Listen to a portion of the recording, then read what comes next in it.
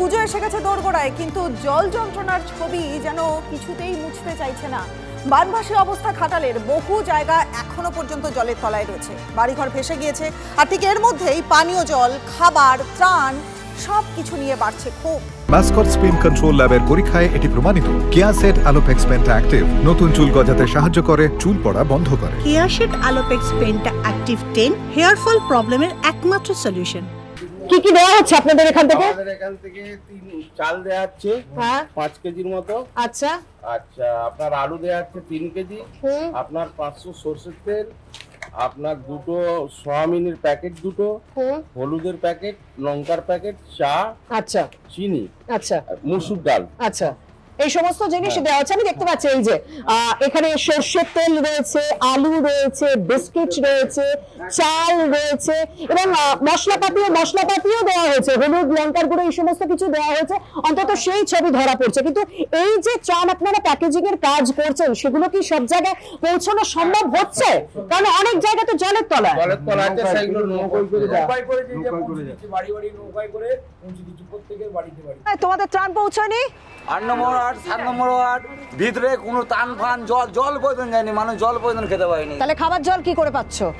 এই জলকে ফুটি খেতে হচ্ছে। এই নোংরা জল, তুমি জানো এই জলে কত নোংরা? কি করবো, ফুটি খেতে হচ্ছে, বাঁচতে হবে তো, বেঁচে থাকার। আমি তো বিদ্যাসাগর স্কুলে গেছিলাম, ত্রাণ শিবিরে গেছিলাম, বলছে যে সব জায়গায় পৌঁছানো। আমাদের অনেক কিছুই যায়নি, কিছুই যায়নি।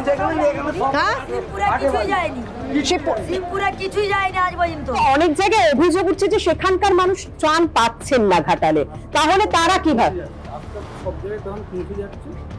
আচ্ছা, স্টেপ বাই স্টেপ, মানে এখনো পর্যন্ত বেশ কিছু জায়গা বাকি রয়েছে, মানে আস্তে আস্তে যাচ্ছে। পৌঁছে দেওয়ার চেষ্টা চলছে। যেগুলো শুকনো হয়েছে সেগুলো পৌঁছানো হচ্ছে, তারপরের পর আবার যখন শুকনো হবে সেগুলো পৌঁছে দেওয়া হচ্ছে।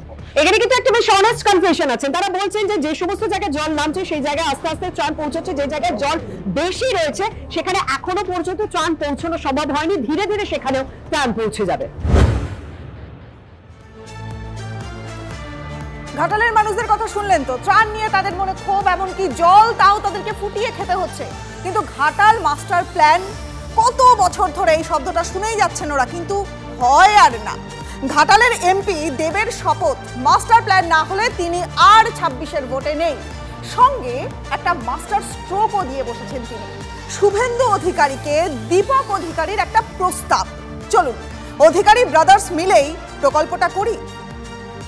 লোকসভা ভোটের আগে দেব রাজনীতিকে বিদায় জানানোর ইঙ্গিত দিয়েছিলেন, কিন্তু সবাইকে চমকে দিয়ে ফের ঘাটালে প্রার্থী হন। কিন্তু আমি এটুকু বলি যে দেব রাজনীতিতে ফিরেছে কারণ দিদি আমাকে কথা দিয়েছিল ঘাটাল মাস্টার প্ল্যান আমাদের রাজ্য সরকার করবে। ঘাটাল মাস্টার প্ল্যান, ঘাটালকে বন্যামুক্ত করার পরিকল্পনা। 1959 সালে মানসিং কমিটির সুপারিশ এই প্রকল্প এখনো অধরাই। ঘাটালে মাস্টার প্ল্যান আজকে 20 বছর ধরে কেন্দ্রীয় সরকারের কাছে পড়ে আছে, ওরা করলো না। রাজ্য সরকারের তো কোনো মাথা মানে ভূক্ষেপই নেই কোনো। মমতা ব্যানার্জি তো কেন্দ্রের সরকারে ছিল 9 থেকে 12, ইউপিএ 2-তে, তখন মনে পড়েনি? ভোট প্রচারে দেব বলেছিলেন ঘাটাল মাস্টার প্ল্যান না হলে এবারই শেষ। 2026 বিধানসভা নির্বাচন, তার আগে যদি ঘাটাল মাস্টার প্ল্যানটা যদি না শুরু হয়, আমি আপনাদের বলে আছি তৃণমূল কংগ্রেসকে আর ভোট দিতে হবে না। ফের প্লাবিত ঘাটাল, তার মধ্যেই উঠে এলো ঘাটাল মাস্টার প্ল্যানের কথা। 3 মাসের মধ্যে ঘাটাল মাস্টার প্ল্যানটা করা সম্ভব নয়। যারা ঘাটালে থাকে তারা জানে কি কতটা ইটস নট ইজি।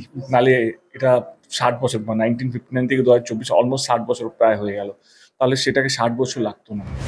এখন ভোট নেই, কিন্তু দেবের গলায় ভোটের আগে বলা কথাগুলোই।